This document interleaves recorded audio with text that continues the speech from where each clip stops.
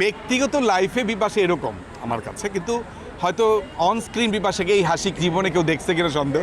বিপাশা সেদিনও বলছিল যে আমি তোকে সেইটাই বলি যেটা আমি নাতাশাকে বলতে পারি। নৃত্যাঞ্চলের কথা কি বলবো, নৃত্যাঞ্চল আসলে কোলে পিঠে বড় করেছি এমন মনে হয়, কারণ নৃত্যাঞ্চলের প্রথম শুরুটা কিন্তু একদম তখন ওই সময়টা আমি ছিলাম, তখন আমি চারুকলায় পড়তাম। 25 বছর হয়ে গেছে। আমার মেয়ে এখানে, তাকে ভর্তি করেছি একটা কারণ, সেটা হচ্ছে যে শুধু লেখাপড়া দিয়ে আসলে সব কিছু হয় না। একটা সত্যিকারের সৃজনশীল পরিবেশে বেড়ে ওঠাটা ভাগ্যের ব্যাপার, এবং আমি এরকম দুইজন মানুষের সান্নিধ্যে আমার মেয়ে উষসীকে, সম্প্রীতি শাহকে দিতে পেরেছি, এবং তাদের ছায়াও বেড়ে উঠছে, একটা কালচারাল পরিমণ্ডলে বেড়ে উঠছে। কতটুকু নৃত্যশিল্পী হবে আমি জানি না, আমি এটুকু জানি যে তাদের আদর্শে সে বড় হবে, মানুষের মতো মানুষ হবে। হয়তো খারাপ কিছু তাকে আসতে হলে একটু হলেও সেটা ভাবনার বিষয় হবে। আমি ওই সুন্দর মনটা সুন্দর মানুষ হিসেবে গড়ে তোলার জন্য আসলে নৃত্যাঞ্চলের ছায়া আমি আমার কন্যাকে রেখেছি। আজকে এই অনুষ্ঠানটা আমি খুব ভালো লাগছে। পয়লা বৈশাখে এবার গান বলতে আমি বলি যে মনে লয় আবার সেই দিনে ফিরিতাম। গান তো অনেক ব্যাপক, ঐশী আমার গাওয়া খুব ব্যাপক জনপ্রিয়তা পায়।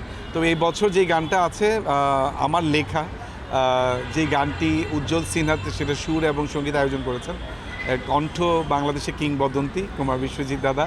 আমি খুবই ভাগ্যবান যে আমার একটা লেখা গানে উনি কণ্ঠ দিয়েছেন। খুবই সুন্দর গান, এবং পুরো মিউজিক ভিডিওটি টাঙ্গাইলে যেটা নির্মাণ করেছে আমাদের চন্দন রায় চৌধুরী, অনেক সেলিব্রিটি দিয়ে গানটা নির্মিত।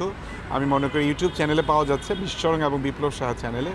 সবার ভালো লাগবে গানটি, এবং উৎসবের গান আর কি। বিশ্বরং 32 বছর হলো, 1994 থেকে যাত্রা, এবং সবসময় আমরা চেষ্টা করছি বাংলাদেশের মানুষ, বাংলাদেশের শিল্প, সাহিত্য, সংস্কৃতি, ঐতিহ্য এগুলাকেই ফ্যাশনের মধ্যে নিয়ে আসতে এবং পরবর্তী প্রজন্মের কাছে এবং পৃথিবীর বুকে ছড়িয়ে দিতে।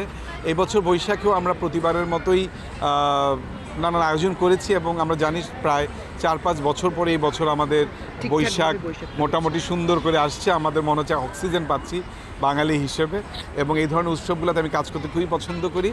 বাংলার মাটি, বাংলার রং, বাংলার মানুষ, বাংলার নানান ধরনের মোটিভ নিয়ে কাজ করি।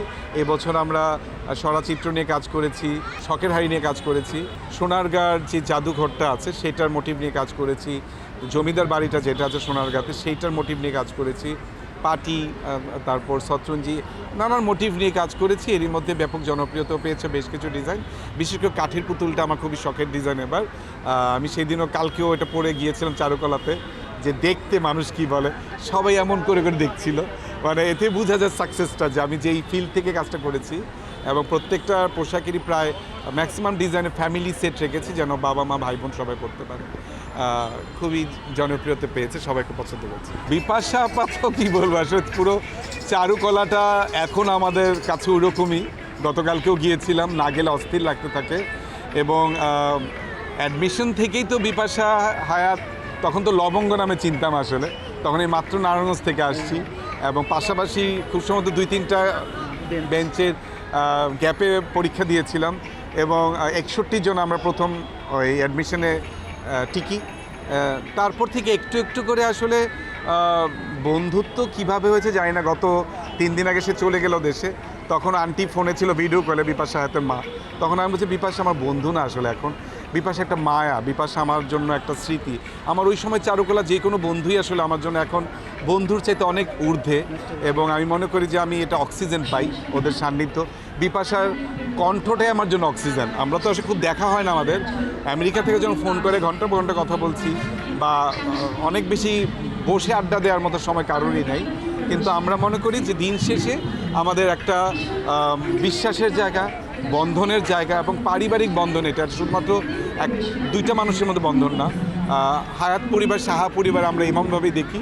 আন্টি আঙ্কেল আমাকে একদম সন্তানের মতো করে আদর করেন, বা নাতাশা আমার ছোটো বোনের মতো। বিপাশা সেদিনও বলছিল যে আমি তোকে সেইটাই বলি যেটা আমি নাতাশাকে বলতে পারি। এইটাই তো আসলে আমাদের ওই সম্পর্কটা। আমি মনে করি যে বাকি জীবন যতটুকু আছে, আমাদের এই বিশ্বাসের যে বন্ধনটা, নির্ভরতার যে বন্ধনটা, ভালোবাসার যে বন্ধনটা, একটা পরিবারের সাথে একটা পরিবারের, আমরা যেন আমাদের সন্তানগুলোর মধ্যে এই বন্ধনটা তৈরি করে দিয়ে যেতে পারি, সেটাই দোয়া চাই সবার কাছে। ব্যক্তিগত লাইফে বিপাশা এরকম আমার কাছে, কিন্তু হয়তো অন স্ক্রিন বিপাশাকে এই হাসি জীবনে কেউ দেখছে কিনা সন্দেহ। বিপাশা আমাকে বললো এই হাসি, আসলে ঘটনাটা হয়েছিল সেদিন যে আমি প্রচণ্ড ক্লান্ত ছিলাম এবং শরীরটা ভালো ছিল না, কিন্তু যেটা হয় আর কি, নাতাশারা কেক কাটা বন্ধ রেখেছিল অনেক রাতে যে 12টা বাজে সারপ্রাইজ দিবে, কারণ বিপ্লব ছাড়া আসলে সারপ্রাইজ হবে না এমন একটা ব্যাপার। বারবার কল করছিল, আমার আরেকটা প্রোগ্রামে ছিলাম আমি, ওখান থেকে গেছি, যেটা ওখানে যাওয়ার পরে মানে আমি সুস্থ হয়ে গেছি। এবং যখন কেকটা কাটা হচ্ছিল তখন আমি আসলে এই বিপ্লবকেই সবাই পছন্দ করে, আমাকে চারুকলা সবাই গোপাল ভাট ডাকতো আর কি ওই সময়, মানে আমি না হাসলে কেউ হাসতো না, ব্যাপারটা আমার ছিল। তো আমি ওখানে গেলে আসলে আমার ওই চারুকলার বিপ্লবটাই হয়ে যায়।